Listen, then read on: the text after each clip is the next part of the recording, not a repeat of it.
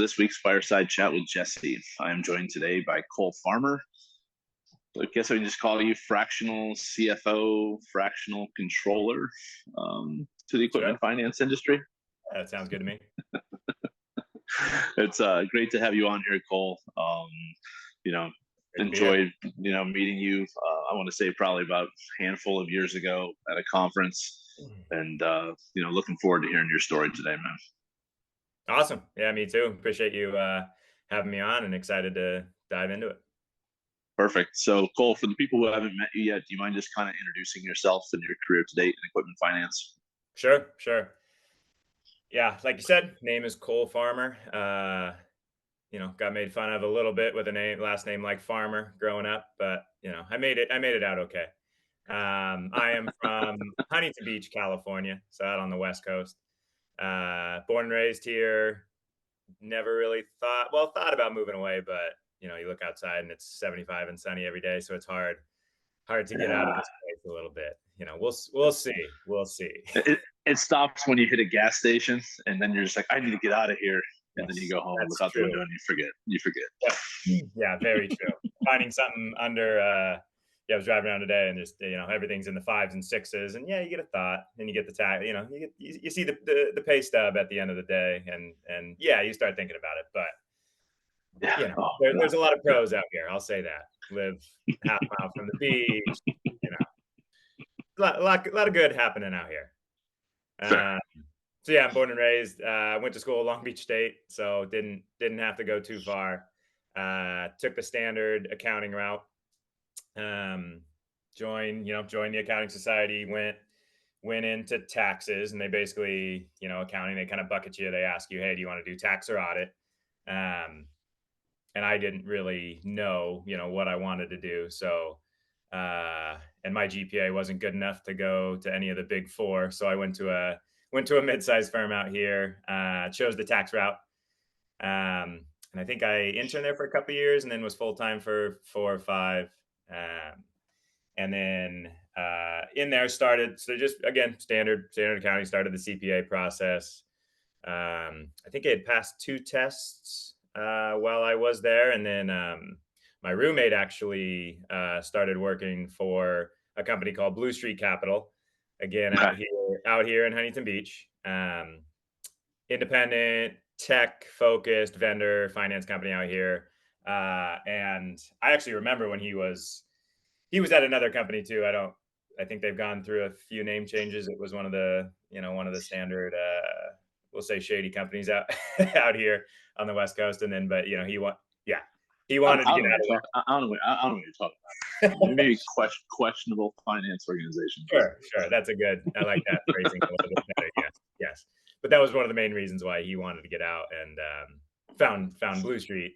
And I don't know if you know or if anyone knows, they operated on a 5-hour workday. So their full-time schedule was 8 to 1. So 8 a.m. to 1 p.m. was the full-time office hours. And, if you see that, sticker shock value right out of the gate, that's, very appealing. You at least open the door to the conversation, right?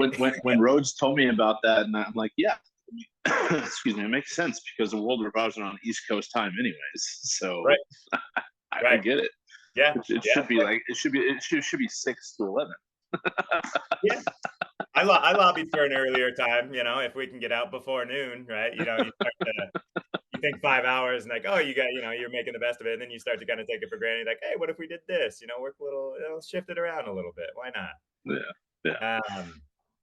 So he started working there, and then, tax season too. And it's not only one tax season, of course, you got the extension season and you got core individual deadlines, all the fun stuff. You're pulling 12, 13-hour days sometimes, working 8 to 1 a.m.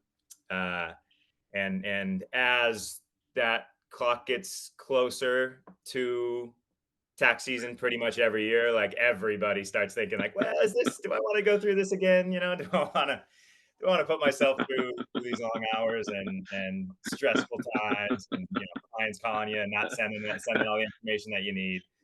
So you get home and your roommate already has a couple beers down and everything, and it's like, come on, man. Yeah. Help me out And that's not to say, we might have stashed a few in the office during tax season. You And needed a really you said tax, not audit. So I correct. think you Yeah. can get away with Yeah. that. Yeah. So yeah, definitely the thoughts start creeping in, and then he told me that Blue Street was looking for an accountant because they were growing and needed some help. You know, trying to transition and be a real power in the equipment finance industry and look for some real money and investment, and needed some organization on the accounting side. And again, Yeah. 8 to 1 back in Huntington, right? Yeah, you're gonna have a Yeah. conversation. Sure. And then so I met as you mentioned, Dave Rhodes and Nick Whittemore, at the time the CEO and president, and stumbled my way into less hours and a new opportunity. Sure. So I started there in October of 2017. Um, and luckily, being at a small company, definitely more my style. I was able to basically, see and have my hands in on cradle to grave, A to Z, everything within the company, and then started to learn, more about the whole industry, and really get involved there. So I would just work my way up, kind of handled all the accounting, and then they needed some Salesforce help. So I was basically the admin on for Salesforce, building dashboards and all the reporting and integrations and everything like that. So learned, that whole world. I did Um, not.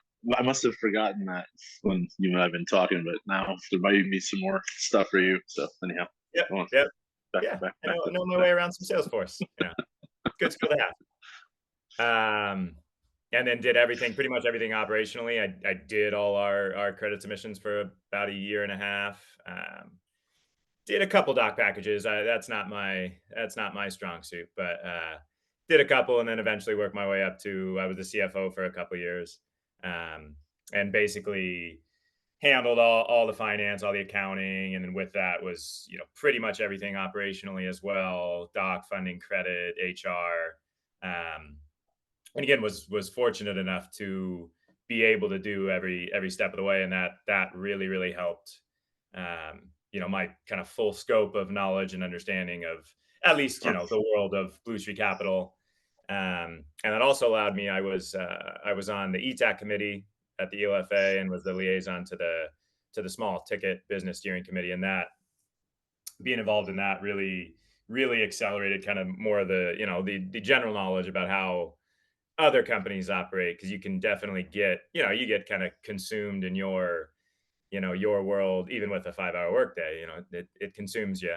um, but being able to kind of to meet everyone throughout the industry and ask questions, and how everyone else operates, got involved in the LFA and NIFA, and met you through some of those conferences. So uh, that was a whole nother world that opened up a lot of doors and possibilities while I was there. And then most recently, I left May of last year, so about a year ago now. I left Blue Street. Had a good opportunity, wanted to just try something different, and went to commercial real estate and helped kind of a portfolio transition. There was an ownership change, and helped them manage the accounting for a sizable portfolio down here in Laguna Beach mainly. And I think I knew that was going to be a short break, and I kind of figured I'd be back in, hopefully sooner Yeah. rather than later. And then yeah, and then now, most recently have hopped onto Console Disrupt as, like you said, a fractional controller, CFO, and And that'll really be soon to be. We're gonna throw Salesforce out there pretty quickly. I'm going to that's add true. that to Salesforce, yeah, I could be a in your fractional title. Salesforce admin. Might have to re up some certifications, but I can hop in there, build some dashboards. We can figure that out. Figure Sure, that out. sure. Well, thanks for giving us your kind of background, Cole. Mhm, There's a few different paths I want to take from that. sure. I guess first off, like being on ETAC, mention what that meant to your career, just overall, just like the trade associations. You know, do you remember the first conference you went to? Uh, I I do. The first conference I went to was Emergence. from Okay. the ELFA, which was put on by ETAC, Sure. and that was out in Washington D.C. I really remember it because it was in July and the humidity, and I'm not good in humidity. That's why West Coast, we don't really have that out there. So that was one of the memorable, walking around the mall out there and just sweating through your Just shirt. get a shower and you're just like, Yeah, what is yeah, going on? yeah, yeah. Maybe my first memory is not necessarily business related, but definitely Fair. memorable. Fair. But no, that was my first involvement, and I knew a couple people on the panel or on the ETAC committee, just from working again being involved in credit and all the funding and syndication side. You get to know your funding partners and Sure. all the banks pretty well. So I knew a few people there, which really helped, and kind of get that comfort level. And you're with some of the younger crowd too, which also helped kind of you get your feet wet, get used to networking, you kind of get used to the cadence of conferences and how to navigate all that. And yeah, that was Com- the first time in person. Conference cadence up at 7, in bed at 2, rinse, Exactly, repeat. exactly. Yes, it doesn't prepare you for the late the after the afters too much though. I don't know if you can get really prepared for that. No, that's fair. Because I know a big topic of any industry really is cultivating younger talent, and not just bringing the talent in here, but making sure they stay within the industry. Okay. So, when I heard you were leaving Blue Street and going outside, I was like, when are you going to come back? And, like, come on, man. Yeah, Come on back. And then I realized our age difference when I was like, what year were you born? I'm like, oh, because I was always typically one of the younger people. And now I guess I'm going on 20 years. I still can't be got the it, youngest person still anymore. got But it. same gray hair probably since I joined, but whatever, whatever. So, what are some of the things that kind of l- draw you to equipment finance, Cole? I think just I really do that. I think the main thing is really the ability to cultivate your network. I mean, you hear the saying, your network is your net worth all the time, right? But like any other, cliche, there's definitely a lot of truth to it. Sure. Um, and I was fortunate enough to have the support of Blue Street at the time, to that they encouraged me to go out and explore these opportunities and go out and conference and network and kind of build the brand that way. Um, it the tight knit community that is this industry, and I know there's some big players and some of the biggest names in the world, but when you go to these conferences, even the second time, for the second time at the Chicago Funding Conference for the LFA, you see the same faces, and even if you don't really know them, you kind of have that recognition factor that Sure. makes it a lot easier to just go again, it's kind of getting used to just go and introduce yourself and have a conversation, and who knows where that's going to lead. Um, so I definitely think the opportunities, of involvement in various ways, is definitely appealing, because then there's a lot of, there's so many avenues that you can take when you start at a finance company. And I do know a lot of companies offer, whether it's an internship or a start, like an entry level where you kind of, you try doc and funding for a couple months, you try credit for a couple months, you hop on the phone for a couple months and be able to kind of, I guess, pick your poison is a negative way to say it, but choose your own adventure. We'll use that one. There you Um, go. I like in the industry. Yeah, yeah. So, and again, that was my experience. I can't speak to every other Sure. experience. That was what drew me for sure to just kind of the ability to create your own world and be able to have an impact, whether it's at your own company or on one of these committees and with other people in the industry. Perfect. And then, let's talk about kind of the fractional aspect of what you're doing right now. Because it's always like, what are the younger people looking for, and most selfishly, myself included, right? Always. Yeah. So let's have a conversation on like being a fractional employee or contractor, Cole, and what draws you to that. I think I think the main thing is variability, is, being able to do different things and not be, bucketed into one area, or, I mean, at the end of the day, one company. And I think, and I don't speak for the younger generation. I think I'm kind of on that precipice of, young and old. I think I have a good. I get asked all the If time, you're on the "What's the younger generation want?" if I you're don't on the if you're on the threshold, then I'm like really old. Okay, so let's you're young. You're know. young. Okay, okay, yeah, I'll steer away from steer away. But yeah, I think just I do think nowadays, with the amount and the speed of how much information and how fast it comes at you, attention spans are a lot lower. It's hard to sit, and do one role for, about 8 hours a day. I'm sure, there's some waste of time in that space, I'm sure. But, when you start thinking of, okay, what's next step? Am I going to do, this one role? Or, if I do good for 2 years, then I go here in this ladder, and then I go here. And like, that's my 10 to 15 year outlook. You start kind of thinking about it, and like, I think they want to do something else, or, change it up. And, I think, if you have, the entrepreneurial, tendencies, you want to build and create and try things.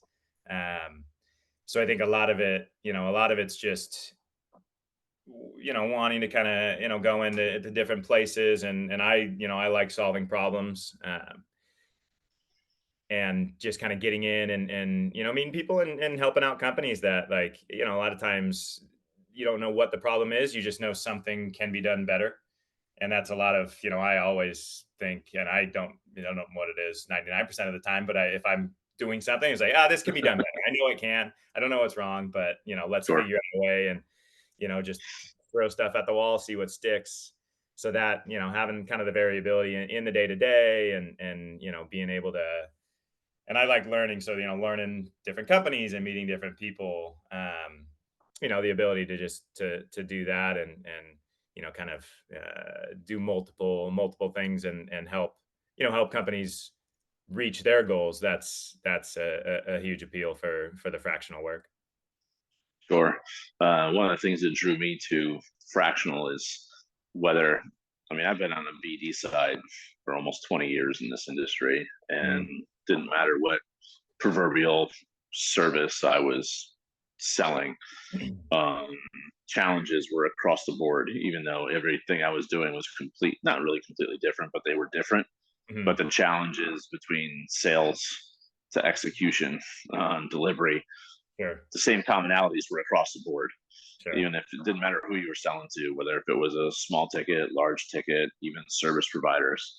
And if you can take that knowledge of what not to do Yep. and bring it to multiple organizations, Mm, that's kind of my standpoint, where it's like, look, I can be of value to that person, you know, right. to anyone. Why should I just want to just be at one organization where it's okay, you go in, you set the thing, now you set your vision, you execute it, then it's like, okay, now what?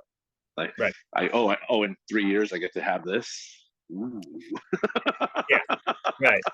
Right. And that's where Now, that's where you start thinking. It's like, maybe there's some greener pastures out there. and there's nothing wrong with that. So the people who are Gen X who's watching this saying like, oh, what about loyalty or whatever else? And it's like, Right. that's fine.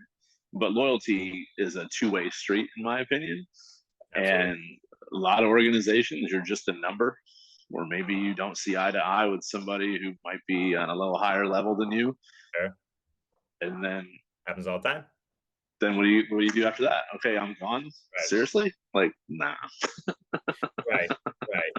Yeah. And again, kind of going back to just a rapid and huge amount of information. I mean, you look at that, people get rich, and, in various areas, whether it's crypto, or, having a separate income and real estate, whatever it is. And you know, when you're in these jobs, you kind of figure out, especially, you know, again, me living out here in Huntington Beach, you know, house prices and taxes, and like you said, gas in general, you start to, you know, do the math a little bit. You're like, okay, so that's going to be 13 years before I can afford a down payment with a salary, right? Yeah, you start kind of thinking like, Right. okay, so I need 8 of these jobs, right, to even afford to live out here. So how do I do That that? I was got enough time. yeah, yeah, that was my first job ever. I'm like, so like Right. my Yeah. it was a JC Penney, and like the guy was like, oh yeah, I've been here 30 years. I'm like, how much are you making? Right. Right. Yeah. Yeah. It just doesn't add up. Doesn't And add that up. was and that was in New York City. So I'm like, Wow. huh, Steep. yeah, no, I can't do that. Like I don't want to be tied to a 3 to 5% increase. Exactly. Let's go. Exactly. Yeah. Yeah. You know, you want to, and you know, I think we're very alike. Where, you know, you just kind of want to build something, and you want to try different things, and you know, like I said, make an impact, and you know, be able to help out as many people as possible. Like you said, there's definitely, you know, some lack, I would say, lack of loyalty, and you know, really employee buy-in, sure, right now, right? Because, you know, I think a lot of people just look at the wealth that's being generated, you know, whether it's on social media or just across the board, and you kind of see like, all right, how do I get my hands on that a little bit? And it's Or definitely going on the side of the non, you know, the non-standard 40, 50 year pension route. I mean, but then again, I'm sure there's going to be people that that's their personalities and that's what works for them. And Sure. there's nothing wrong with that as well. Right. Right. And again, yeah, this is just my, you know, my perspective, and you know, I think a lot of the, you know, depending on what company you're at, right? There's just, you just have to recognize, you know, who fits in what mold, and that's where, you Sure. know, some of the culture stuff, you know, you start talking about it, and the retention and the development, you know, it is, everyone just has different needs. Well, and for just for everyone else, like, oh, that sounds amazing. I mean, I've been doing this for about 18 months now, and I have a lot of fun and a lot of freedom. But it's a lot of work. I mean, I don't think Sure. I've worked this many hours ever. Sure. But it's all towards a common goal. But what you'll soon come into and everything else, it can be lonely because you're not really. I mean, while we're what we have 4 or 5 of us Yeah. on the consult disrupt team, Yeah. it's still we're just independent contractors that are out there helping other people, and it's just like at Blue Street, I'm sure you guys had different social events and everything else Oh that yeah. you could go do, and Yeah. you know now you're just kind of like, okay, yeah, I just finished what I did for today. Now what? Right. Yeah. Yeah, that's true. That is definitely true. It's hard to keep that. I'd classify myself as a loner, so that maybe that was part of the reason too. I don't Yeah. want to be with people. It's Yeah. perfect. Yeah. It's perfect. You know, you can backfill that in, right, when needed.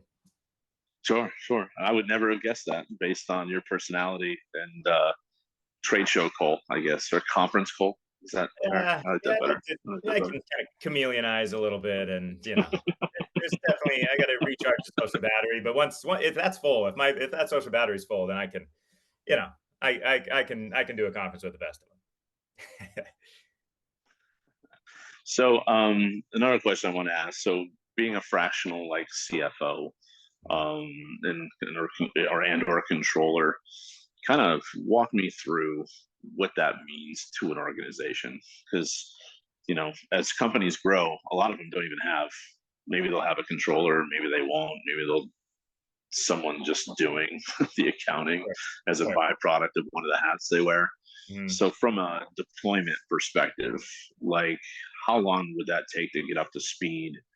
And then I think fractional is that like 10 hours a week, 20 hours a week? Like, if someone's like, I'm just trying to think of a smaller organization who knows they need help from an accounting perspective, Mhm. why would they go that fractional route, Cole?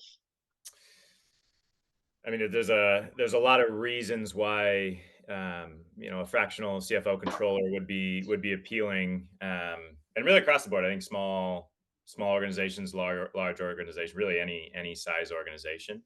Um, you know, I think I think a lot of the workforce, as I kind of mentioned, is changing where, and maybe it's a product of me coming from a 8 to 1 5-hour workday environment. And just, I like to challenge the status quo, and the same kind of logic. I don't know if 8 to 1 is the answer, but I do know, sitting in an office for 8 or 9 hours, it's a pretty antiquated way of doing business. And I know, of course, with COVID, everyone, and even before that, a lot of companies were offering the hybrid schedule and remote work. Um, but you start to think, you know, human beings will, if we give ourselves 8, 10 hours to do a project, we're, it's gonna fill that 8, 10 hour window, right? If we start to whittle it down and say, hey, I have 2 hours to work on this, most of the time, we'll be able to do it in that 2 hours, right? And you start thinking about, if a company that needs help, on the accounting side, if you're hiring a full-time employee, and generally at a level of controller and CFO, it's a big risk to take, to hire a new leader of an accounting team, or of a whole, in a case of a CFO, an entire organization, right? The CFO is usually going to be second in command, or at least, 2A, 2B. Um, so it's a big risk, and hopefully there's a lot of a long diligence process that goes into picking the right person. Um, and I think one of the biggest appeals of fractional work would be, in that transition time, right? Of if a controller or if a CFO is is phasing out, and a company's scrambling to either find a replacement or find some sort of stopgap to put in place. um if having a fractional CFO controller can come in and either provide that cushion of time, so they're not picking a person out of desperation, and hopefully not having to go and unwind anything that happens, which you know happens quite frequently. So that would definitely be one instance where at least some buffer zone of allowing some extra time, and then eventually actually kind of thinking about it. Well, hey, if this actually ongoing supervisory work, or whether it's actually supporting a team, or as you mentioned, doing some of the work yourself, if that is taking 15, 20 hours a week, and you can hire someone on the fractional side, then it's, at the end of the day, it's going to be a lot cheaper than hiring somebody full time as a CFO. And again, it of course it matters if all of that work and the intentionality only does take half the time of a normal 40-hour work week. Especially on the cost side, it's kind of a no-brainer. Sure. um I mean, you just hit that nail on the head. I mean, what people are getting with fractional people is there's no ramp up. I mean, there's going to be a ramp up period because everyone does certain of course. things certain ways, and that's fine. Mhm. But, it's also based on your experience. You can come in, you can challenge those with credibility. Right, right. And that's the other thing is, we used to say the most important person in the organization is the newest one, because they're the ones that are going to have the fresh perspective, be able to bring ideas in. So even having the the benefit of just a fresh perspective of, and the accounting field is famous for it, is, hey, what do we do here? It's, well, how have we done in the past? and that's the answer. And that's one of my the phrase I'm scared most of. If I ever answer that, then there's a problem, right? So you can, having fresh perspective come in, be, Sure. well, that doesn't make sense. I don't know what it is right now, but hey, let's just have a conversation. You've done it for 20, 30 years. Things change It's quite. it's obviously been working the way that it's working, but why? Right, exactly. Exactly. And again, it kind of, and then you start to whittle down, the nuances there, and be like, okay, well, if this person's role that they're there for 40 hours can actually be done in 10 to 15, with some, maybe an integration, or, with whatever AI technology is coming out today that Elon's going to tweet about in a little bit. Right. How you have, some of that support there, you start to kind of do, again, take a look at the numbers, take a look at just the environment as a Sure. whole, and Sure. okay, maybe fractional 10 to 15 hours, but if that's the answer, is the right path for us. Sure. No, that makes complete sense. I mean, last thing you want to do is um, typically when a controller or CFO is in an organization, they've been there for a while. And it's like, how do you rapidly shift gears? Unless you have somebody else that you're groomed, Sure. that's already Sure. been in waiting, Hmm. which to me seems to be less and less uh, nowadays. Yeah. And also, one of the things I appreciate about being on our side of this equation is when you have those conversations in regards to why, and if you don't agree with their answers, respectively, it's a project that you don't have to take on. Exactly. Right. And it's, So at the end of the day, it's, if it's not a good fit, it's not a good fit. And it's not, it just is, it's nobody's fault. it's like It's no harm, no foul. right. It's what, this just isn't going to work out. Right. Yeah. It's never personal. It's just, hey, And you didn't pack up the car to move across the country or uproot family or whatever else. It's just right. okay. This wasn't well, not a good fit. Right. And Right. And that's where, and it's nice when you can actually be the person who decides it's a good not a good sure. fit. Sure. Yeah. And that's, again, kind of going back to the original point of, why it was appealing for me is, you got some skin in the game for yourself, right? You have decision making power, and of course, if you're at a client, right, you want to be able to service and help them out however possible. But at the end of the day, it's on you, and vice versa Right, too. If but you don't get your work done, yeah, hey, that's well, that's all that's that. like, right. I don't want That's to. what someone told me the other day. They're like, "Why would you not want to just have a guarantee and everything else?" I'm like, "Look, I'm like, nothing's guaranteed." Right. I'm like, "But if I'm not performing, then why should you be paying?" Sure. Like, 100%. Yeah. Right. period. So you have to go out and you have to earn it every Oh yeah. day, Oh yeah. every week, every Literally. month. Yeah. You got to prove it. Right. Because when you send that invoice, you want to make sure that what you're sending that for is billable time that's well spent. Oh, So, absolutely. Yeah. and that's where I think our group will differentiate themselves from traditional consultants, because Hmm. a lot of consultants, especially not in the space, in any space, they bill just to bill. Sure. They go and they kind of talk. They talk the talk. They'll maybe give like a roadmap of what to do, but our resources, like some of the stuff you're working on now, will actually get their hands dirty and go in and actually do it. Sure. Yeah. So Yeah. it's just not just talking. It's like let's go. Right, right, and I think that's where pretty much I think, all of us on the team have, we've been at leadership positions, but also, again, like, I was the CFO and I was creating Salesforce dashboards, right? It's like I was, if as being at a small company, if a couple of people are out, hey, you're doing the doc package. I'm dragging where the signature line goes on DocuSign, and having that experience is, Sure, it's very valuable, and obviously sure, got to be willing to do it, but I think sure. that's where we're all very alike in that way. Absolutely. So, Cole, I ask everyone who comes on the program to give me a little fun fact about themselves. So, other than the fact that you know you live in a dream location, um, you know, what makes you tick outside of Cole Farmer working? Well, there's a couple.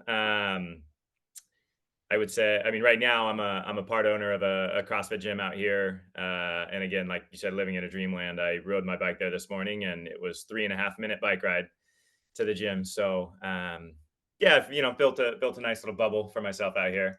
Own it with my Awesome. brother and a couple other people. So it's fun. It's really fun to probably why it's appealing too. Similar type. It's gyms are all about just building the community, and you see Sure. the same faces, and you become friends with people outside of the gym. Um, so that's some of the stuff I'm doing outside now. I guess fun fact: when I was younger, I was the Kodak baby.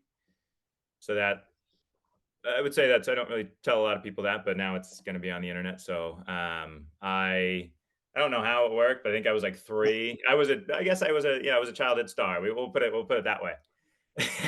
Kodak baby, Yeah, come on, it was, man. I think I was I like, thought you, I thought you were gonna say you modeled for like Barbie and Ken, like that was my thing. But now the Kodak baby, that now it's just like, yeah, yeah. okay, all right. I've yeah, I've been called a Ken doll before, and I think it was an insult, so I didn't wanna bring that, but thank you.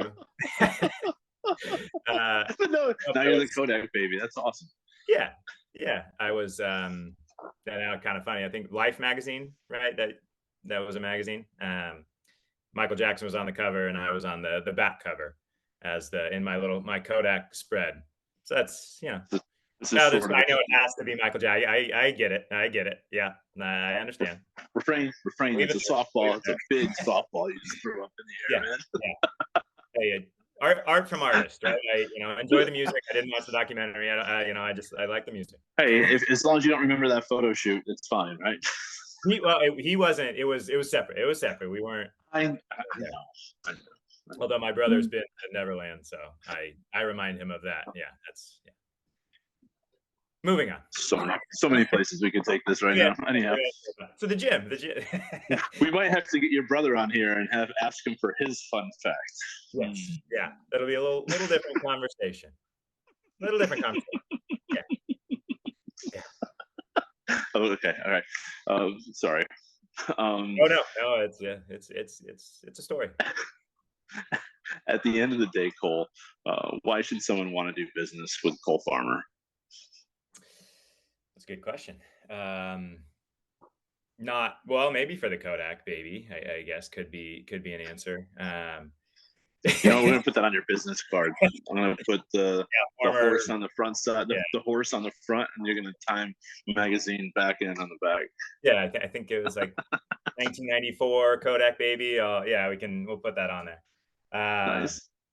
No, I think number one, having the fractional, having the fractional avenue where again, as we discussed, and every company is going to be at a different stage and want to make a different decision, but coming in and having that fresh perspective and not having to necessarily again take on that big risk of an executive hire, whether it's and a lot of times it will be out of desperation or some other motive, but personally, the I think me being at a small company and being able to again basically do every step of the process, all the way through, pay AP and AR out of QuickBooks all the way, to pretty hefty software and integrations and helping out, mainly on the accounting and finance side.